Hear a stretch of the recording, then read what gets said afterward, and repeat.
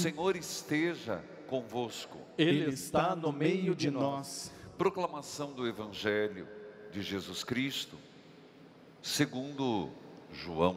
Glória a vós, Senhor.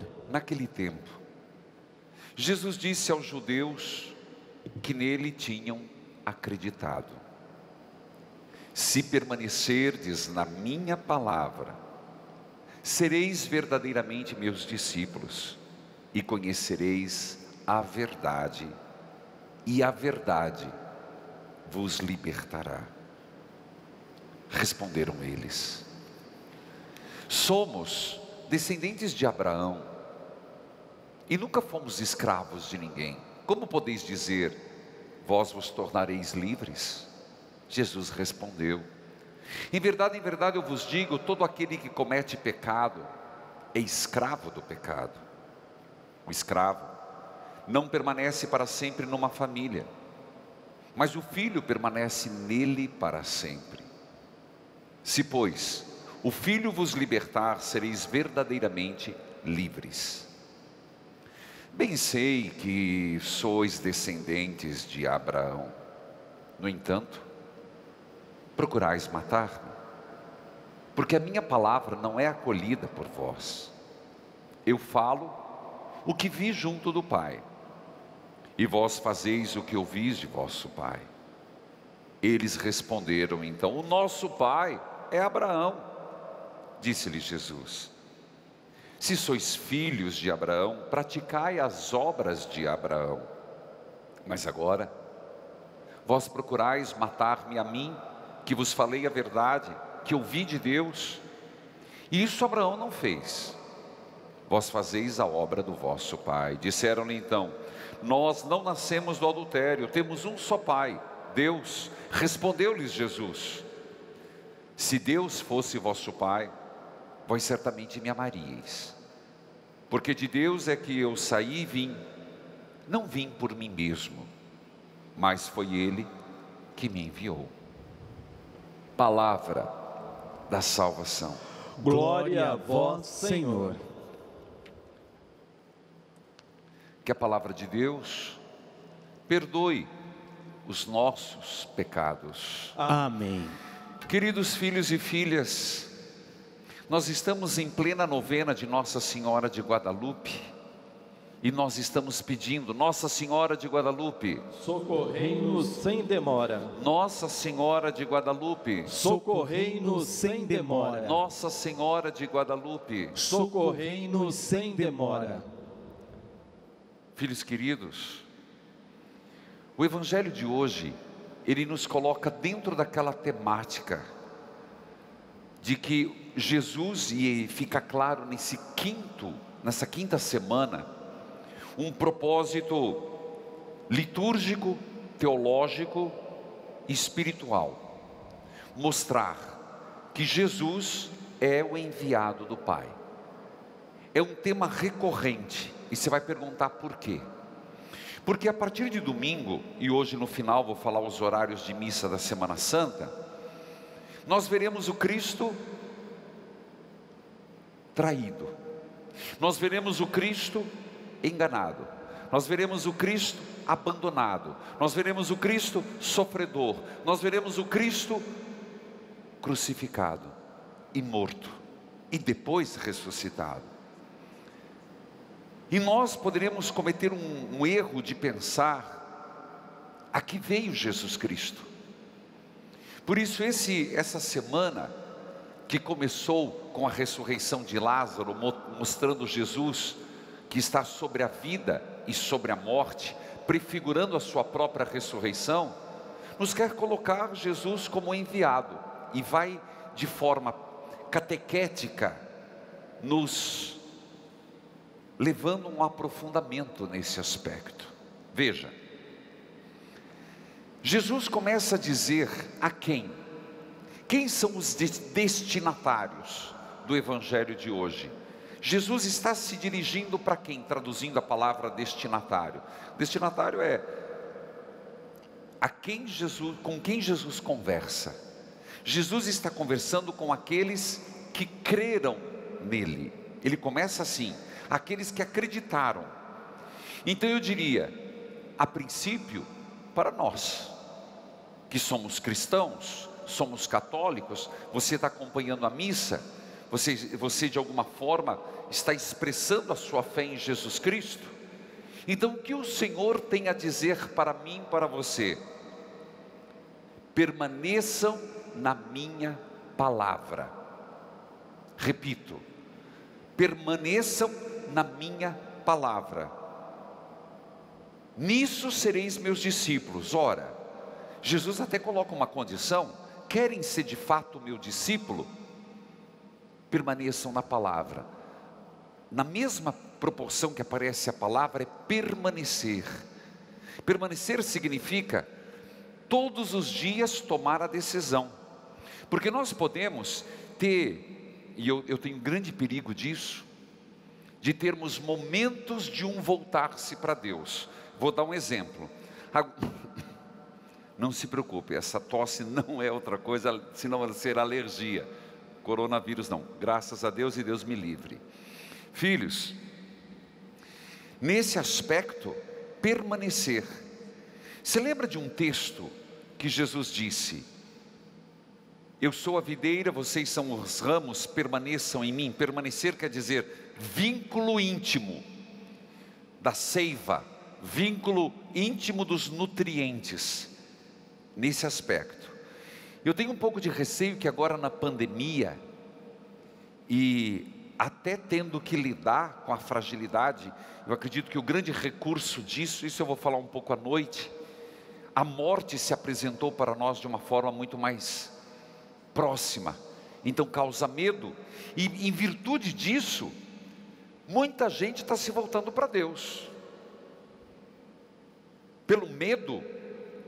Sexta-feira eu vou falar aqui na igreja sobre a contrição perfeita, e vou até fazer um momento penitencial, mas isso é depois. Mas longe da contrição perfeita, eu tenho muito receio que agora na pandemia as pessoas estão lá rezando, se voltando para a família.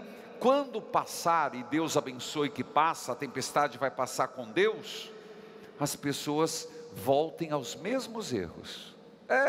Rapidinho, a memória esquece. Quando a água baixa do pescoço, aí fica lascivo de novo. O que é ser lascivo? Volta aos mesmos costumes, avarento, ele não tem tempo para a família, não percebeu o que é o essencial. Então, permanecer na palavra, não é um momento, mas é um permanecer todos os dias, tomando a decisão de permanecer na palavra. O mesmo é no amor. Um casamento se sustenta quando marido e mulher todos os dias tomam a decisão de amar. Eu me mantenho como padre há 25 anos, quando todos os dias eu tomo a decisão de ser padre.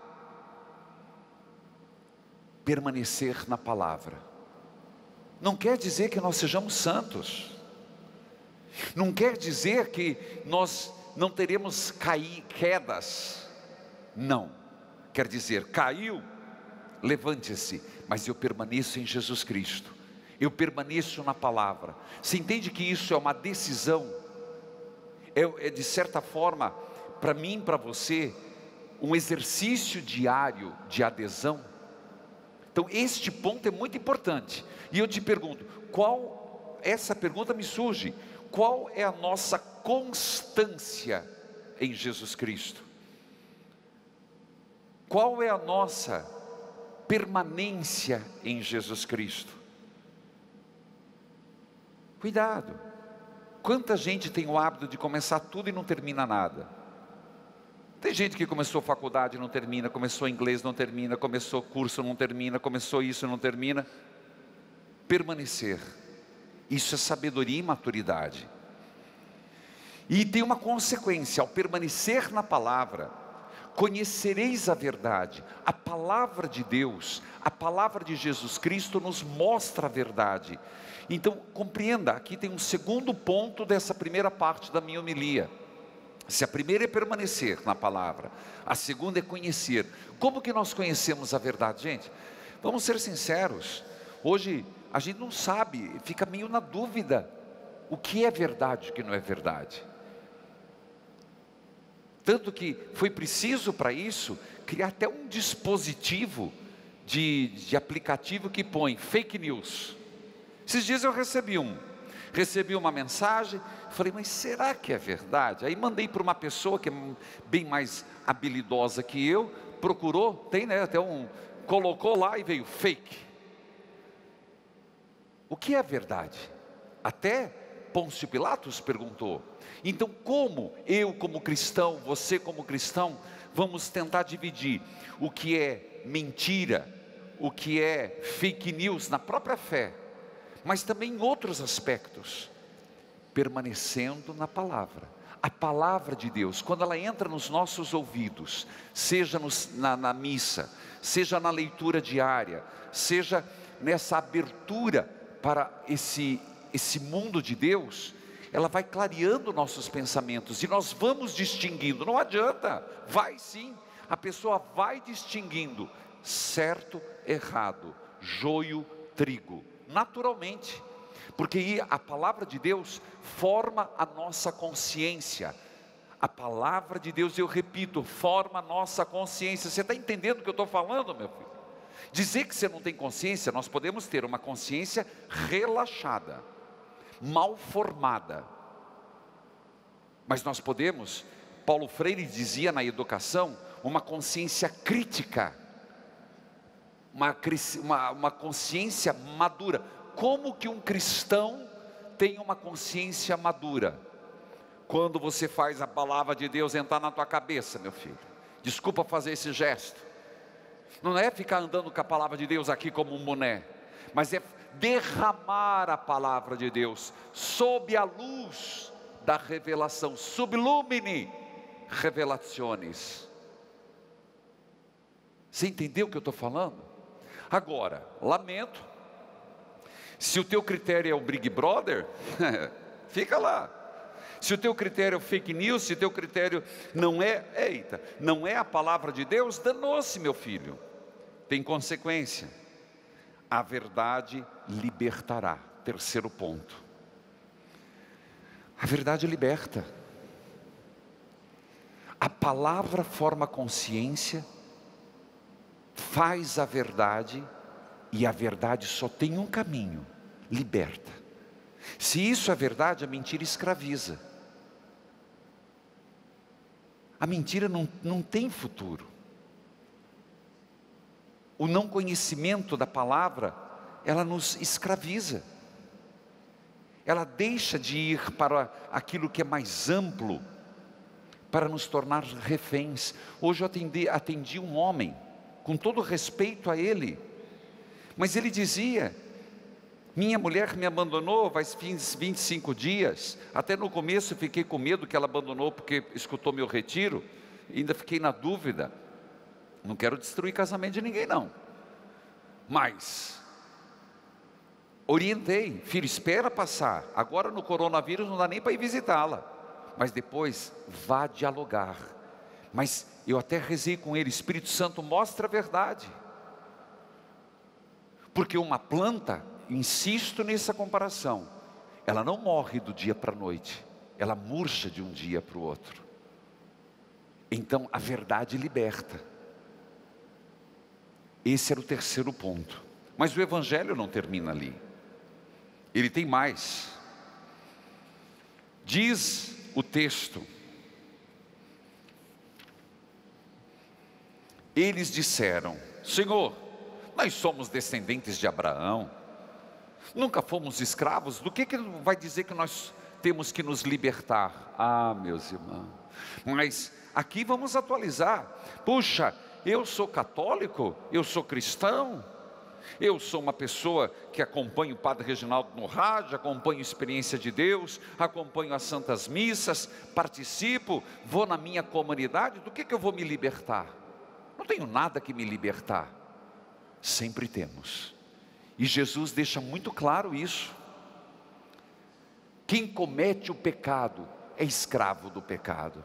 Então aqui já começa a questão do pecado. Você lembra de nosso Senhor, quando levaram um paralítico que desceram Ele não disse, vai, tua fé te salvou, teus pecados estão perdoados. Jesus quer perdoar, Ele quer curar, mas Ele quer salvar. Não esquece isso. O pecado, a nossa inclinação, nosso ceder à tentação nos escraviza. É simples de compreender, não é difícil. Uma pessoa que é alcoolista, ela é livre? Não. Ah, mas eu deixo de beber a hora que eu quero, mas não deixa nunca, né, meu filho? Alguém que fuma é difícil, vai deixar, eu deixo de fumar a hora que eu quero, é só vai querer, não deixa nunca. Droga, mesma coisa, adultério também.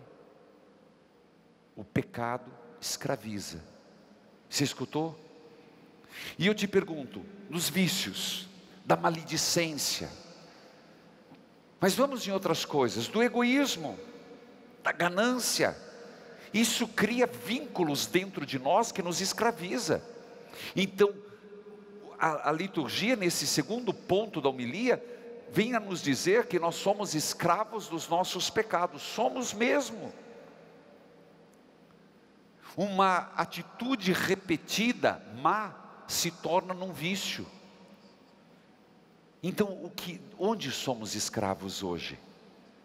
Nós estamos vendo, o salário do pecado é a morte.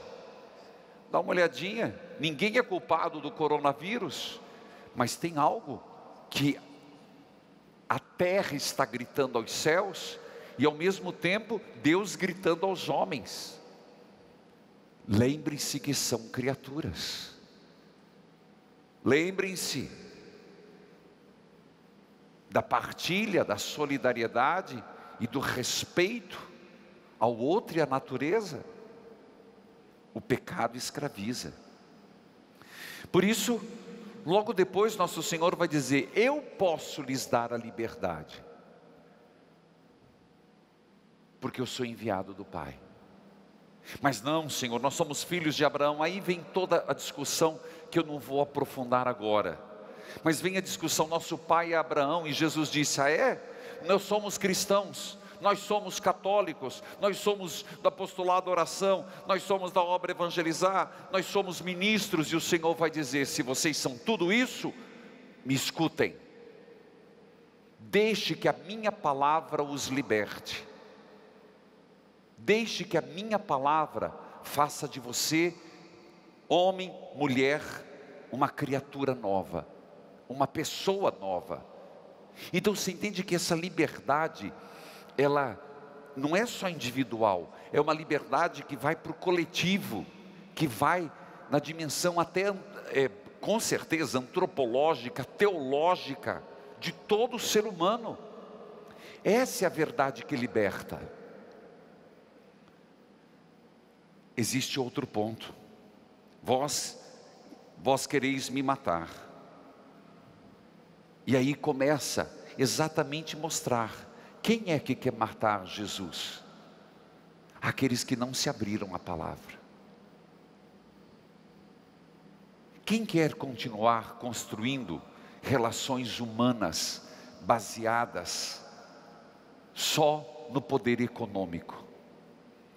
O Papa Francisco disse uma frase, não sei se ontem ou antes de ontem, na missa de Santa Marta, se o mundo só valorizar a questão econômica, ele estará cometendo um grave pecado. Entendeu? Filhos queridos, nesse contexto, aqueles que permanecem, aqueles que matam, a liberdade e a escravidão, nos apresenta a primeira leitura, um exemplo muito claro. E essa primeira leitura, que é da profecia de Daniel, conta um fato que aconteceu no tempo do reinado de Nabucodonosor, mais ou menos no ano, bem por cima, 500 antes de Cristo nascer. Nabucodonosor, um dos maiores reis da Babilônia, e ele tinha lá 3 homens, Sidraque, Misaque, Abidênago. E ele se colocou como rei, como Senhor. A verdade liberta.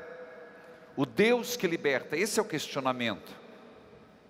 E esses três, como todos os outros, tinham que se curvar diante da estátua de Nabucodonosor, comer as oferendas que foram oferecidas a este rei que se intitulou Deus.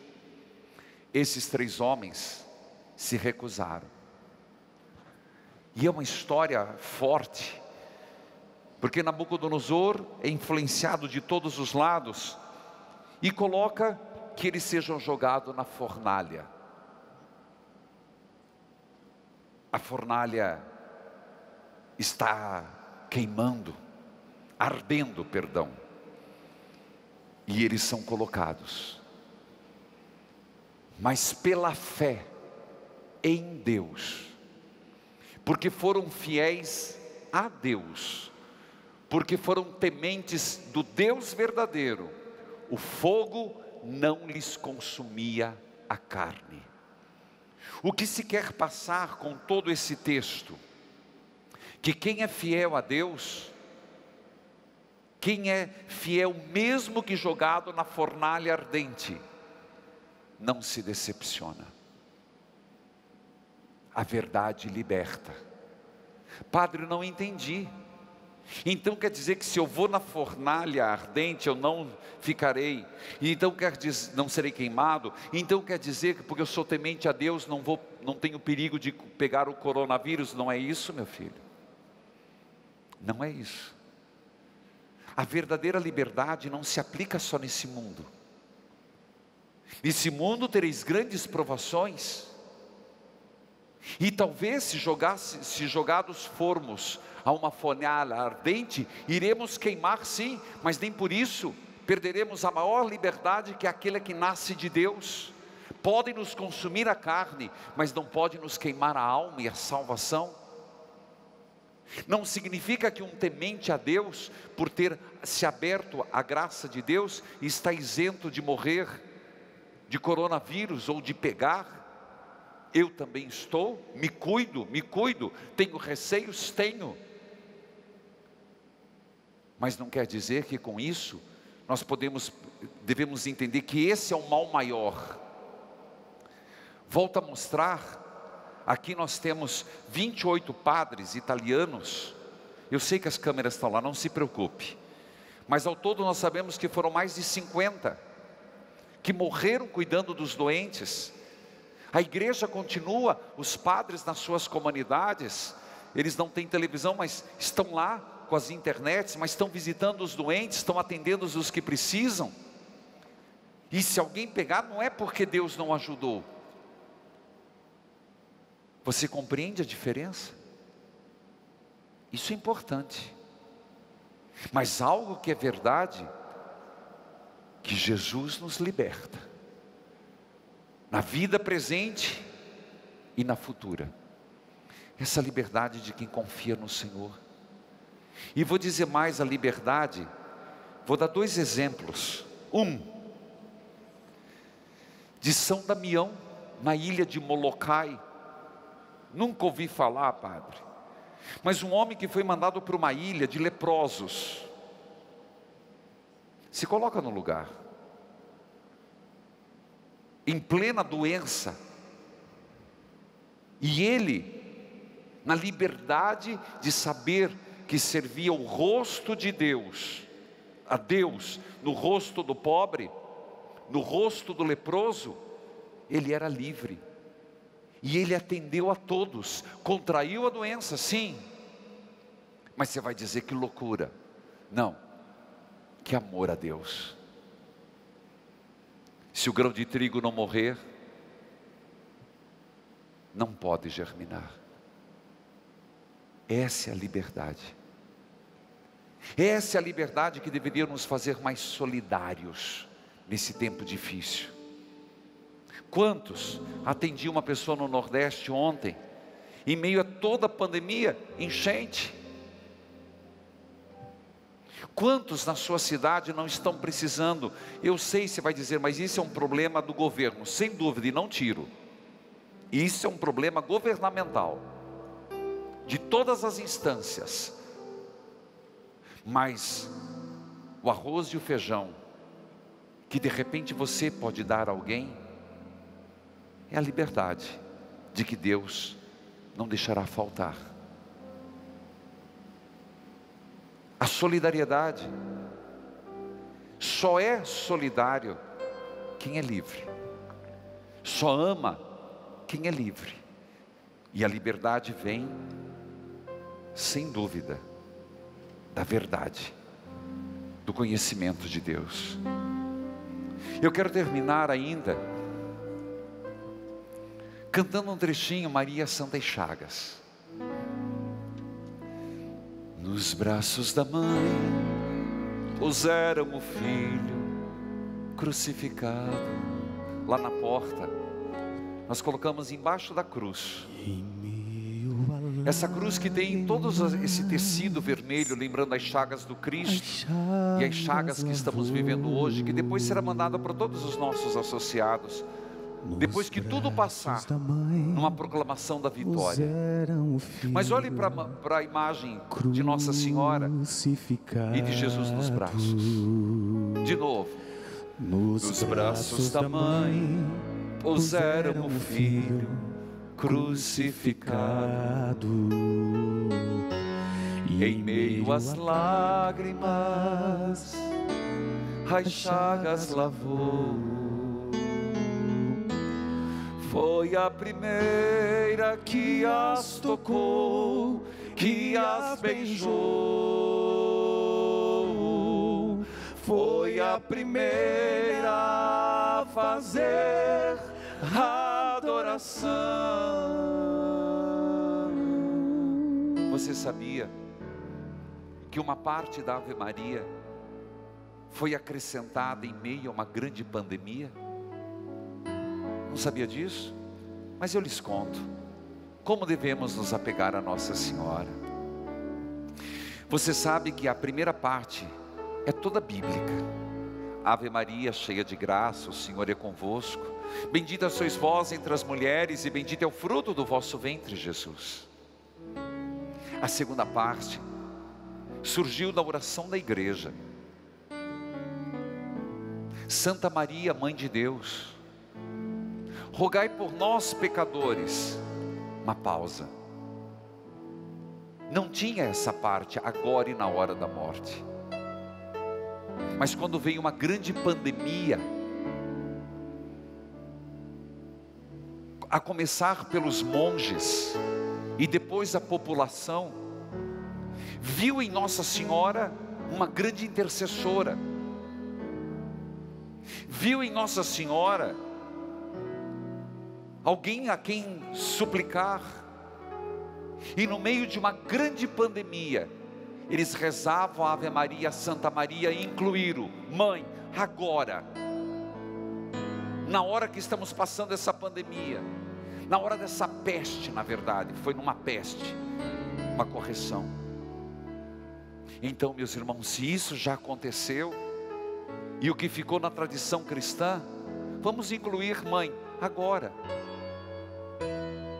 Se lhe ajudaste na peste, ajude-nos agora nessa pandemia.